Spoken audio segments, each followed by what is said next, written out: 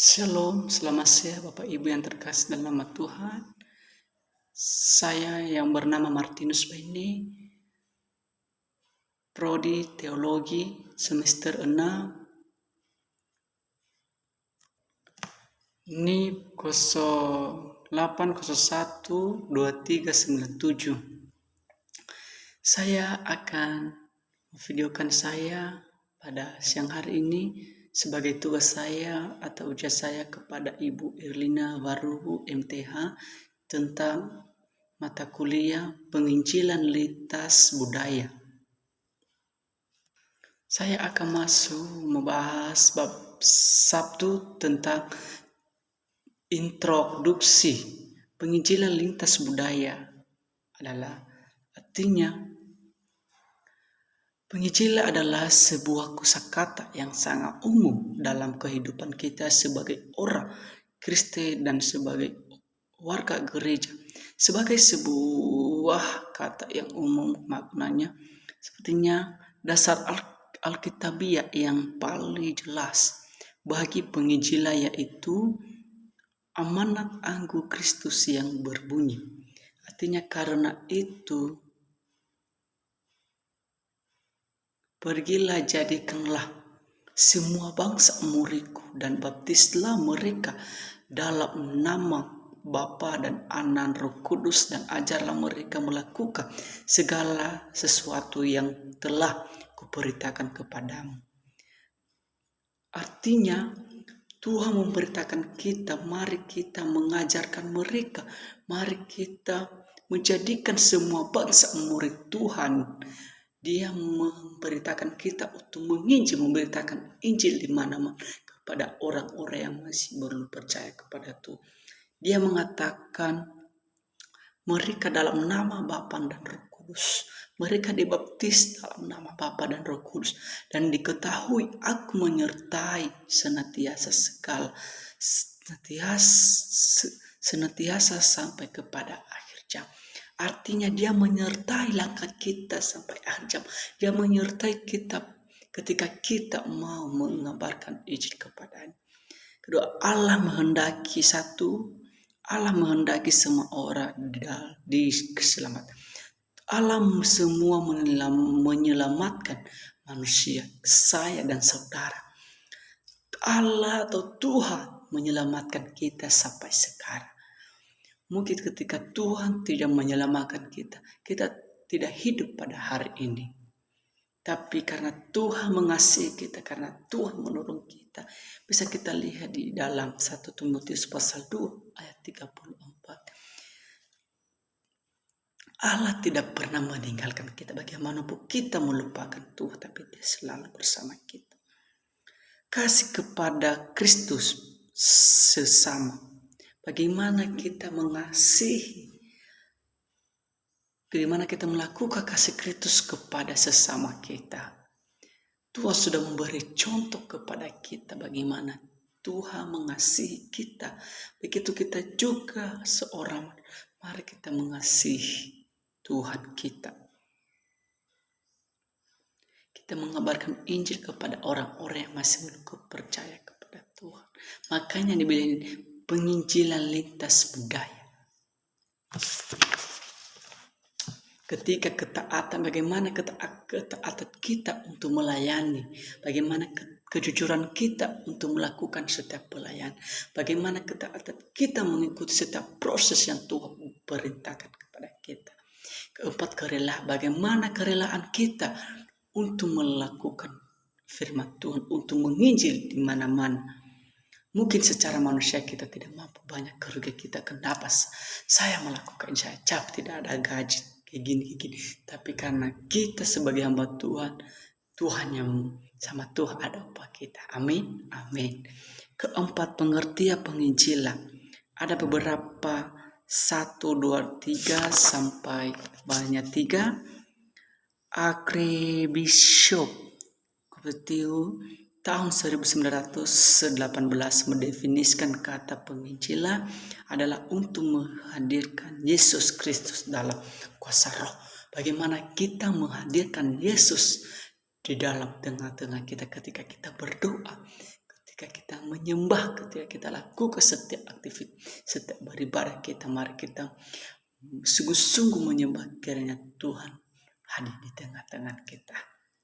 Kedua, mendefinisi penginjilan sebagai pemberitaan Injil. Bagaimana kita mendefinisi melakukan penginjilan, menginjil kepada orang-orang yang masih belum percaya kepada Tuhan.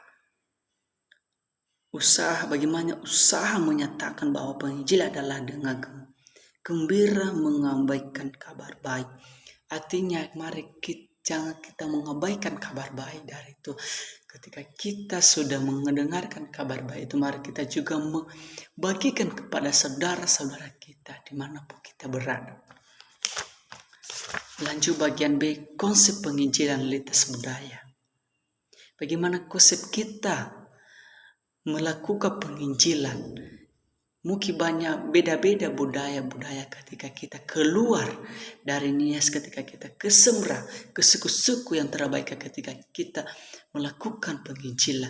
Beda-beda budaya, beda-beda konsep. Bagaimana konsep kita? Jangan kita bawa konsep di sana, tapi mari kita ikuti alurnya. Ketika kita dimanapun kita berada, mari kita ikuti setiap peraturan di sana. Asalkan tidak terhalang firman Tuhan. Bukan juga kita ketika kita ikuti budaya di sana hal yang tidak baik, jangan seperti firman Tuhan tidak terganggu. Penginjilan kita tidak terganggu dalam hal yang tidak baik. Satu, penginjilan lintas budaya dalam negeri. Mungkin beda-beda ketika kita mau menginjil dalam negeri, berbahasa, banyak hal-hal bahasa kita. Kita sebagai orang Nias, kita bahasa Nias, bahasa Indonesia biasa kita. Ketika kita keluar di daerah negeri kita, seperti di Amerika, di Israel, mungkin beda-beda berbahasa. Di negeri di Inggris ada bahasa yang berbeda-beda. Ketika kita mau keluar, mari kita pelajari bahasa-bahasa. Mungkin orang-orang alumni kita yang masih ada di luar suku-suku, mungkin mereka belajar sebelum diutus. Mereka dipelajari 1 bulan sampai 3 bulan melajari bahasa ya suku yang mereka diutus. Mereka pahami sebenar-benarnya mereka memahami bahasa-bahasa yang mereka di mana mereka diutus. Kedua, penginjilan lintas budaya. Saya katakan tadi bagaimana kita mengikuti, bagaimana kita bisa keluar negeri dengan misi dalam negeri. Bukanlah artinya mari kita belajar juga berbahasa supaya kita bisa ke sana untuk menyampaikan firman Tuhan.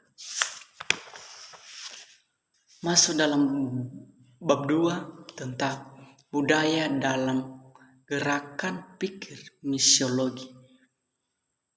Bagaimana pemikir kita dalam misiologi? Bagian A, memahami budaya. Bagaimana kita memahami budaya di suku-suku yang kita diutus, di suku-suku di mana kita berada untuk mengabarkan Injil tentang firman Tuhan. Mungkin banyak berbeda-beda. Kita seperti ketika kita mau gembala, beda budaya ketika kita di mana diutus, di mana kita dipanggil Tuhan untuk melayani. Mungkin budaya kita yang kita seperti kita di Nias, atau kita ada perbedaan seperti di Nias Selatan dengan di Nias Barat. Beda berbahasa, beda adat-adat atau budaya-budaya dilakukan. 1. Tingkah laku apa yang dibuat atau dikerjakan. Lapisan yang paling luar adalah tingkah laku. Mungkin beda-beda tingkah laku. Mungkin tingkah laku kita di sana dan tingkah laku kita di mana kita diutus. Jangan kita bawa perilaku kita dari tempat kita dulu, kita bawa di mana kita diutus. Jangan kita bawa hal-hal yang tidak baik. 2. Nilai-nilai apa yang baik atau yang terbaik. Bagaimana kita membawa nilai-nilai yang baik atau yang terbaik ketika kita kemana kita pun berada. Ada banyak contoh berbicara tentang tingkah laku. Suku Madura dan suku Dayak sudah pernah berperang, artinya pernyataan dan arah pandang dunia.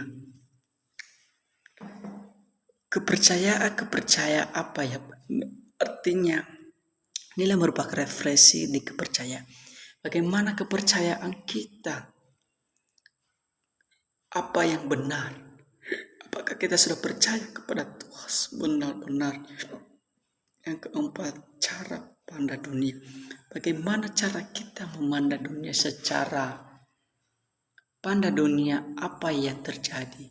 Lensa tafsir terhadap kenyataan. Contoh kepercayaan, hai baik buruk hal dalam maupun hal buruk maupun hal yang benar. Mari kita pandang. Di dunia ini beda-beda konsep atau beda-beda budaya. Menghargai elemen eksponsif, menyandarkan kepercayaan palsu, iman yang relevan, budaya itu dan ada beberapa tata bahasa atau aturan. Mungkin di mana kita diutus beda-beda cara, beda-beda aturan. Mari kita mengikuti, jangan ketika aturan kita di tempat ini mari kita bawa kita kemana. Sifat umum dari budaya. Allah menciptakan budaya. Bagian B, Injil dan budaya. Injil budaya ketika berhadap dengan budaya Injil sering menghadapi dua kemungkinan, yaitu Injil menelan budaya atau budaya menelan Injil. Artinya jangan kita ketika budaya di sana ketika kita diutus mungkin hal yang tidak baik, jangan sampai kita terbawa juga di situ. Yang penting kita tidak terganggu dalam hal Alkitab. Tapi mari kita melakukan ketika benar budaya mereka disuguhkan terbaikan, mari kita melakukan. Jangan sampai Injil menelan budaya, tapi budaya Injil menelan budaya menengah Injil. Beberapa contoh, orang Kristen di Jawa tidak lagi mengurusi kuburan leluhur. Artinya kepada kita orang Nias kita membersihkan kuburan keluarga kita. Tapi di Jawa mereka tidak peduli, maupun ada rumput mereka tidak membersihkan kuburan.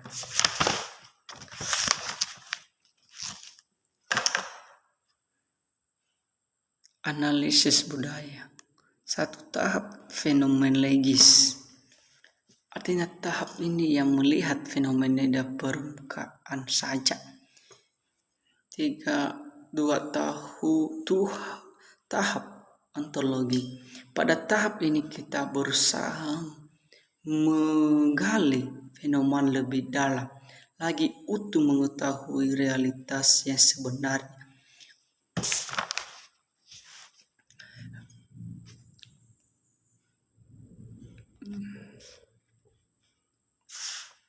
Itu 3 tahap misiologi.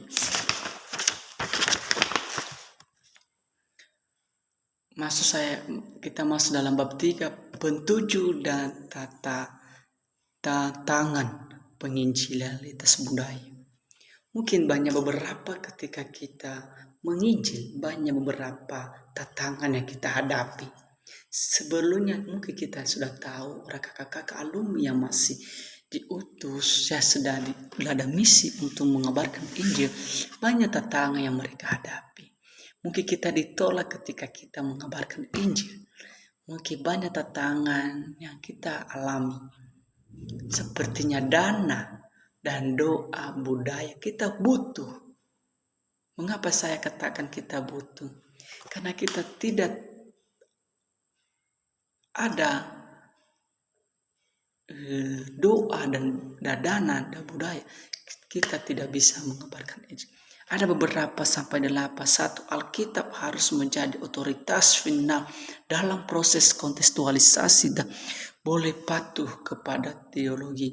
2. Elemen spiritual Injil diperbarui dalam proses kontekstualisasi. 3. Pemimpin lokal perlu berada di garis depan dan definisi formulasi.